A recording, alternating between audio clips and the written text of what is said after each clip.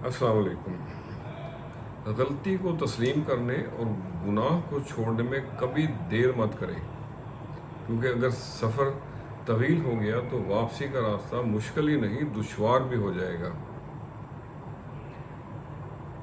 अच्छे के साथ तो हमेशा अच्छा ही करना चाहिए, लेकिन बुरे के साथ बुरा मत बने। बिल्कुल ऐसा ही कि आप खून को पानी के साथ साफ कर सकते हैं, लेकिन खून को खून के साथ साफ नहीं कर सकते। मौलाना रूमी ने एक दफ़ा फरमाया कि अगर आप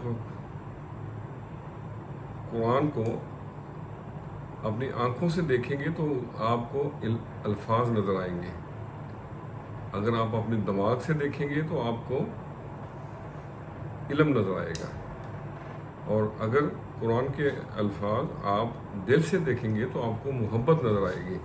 लेकिन इसी कुरान के अल्फाज को अगर आप रूह से देखेंगे तो आपको खुदा नज़र आएगा। अल्लाह अकबर। आज मैंने अपने कुछ बिछड़ने वाले प्यारे साथियों के लिए चंद लाइनें लिखी हैं, तो आपसे भी शेयर करते हैं। घर पे मेरे दस्तक है एक मानूस सी दर पे मेरे, दस्तक है एक मानूस सी दर पे मेरे, खुशबू से भरी हर सू घर पे मेरे, खुशबू है भरी हर सू घर पे मेरे,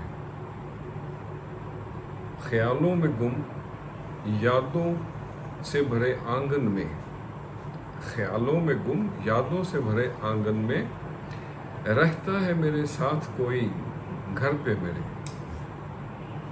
और अगला शेर है, खो गए दूर आकाश के उस पार सभी, खो गए दूर आकाश के उस पार सभी, जिनके दम से था उजाला घर पे मेरे।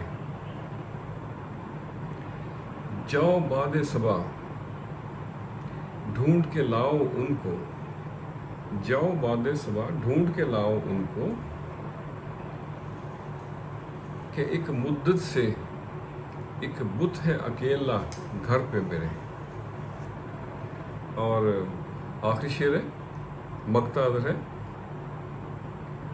घुंघरू से बजेंगे मन में न्याज, घुंघरू से बजेंगे मन में न्याज,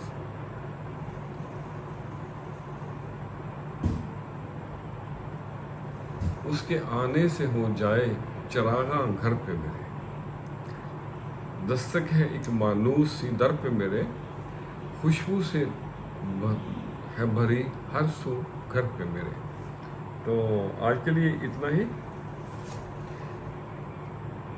किसी बुजुर्ग से पूछा गया कि हजरत कोई नसीहत कीजिए, उन्होंने दो छोटी छोटी बातें की।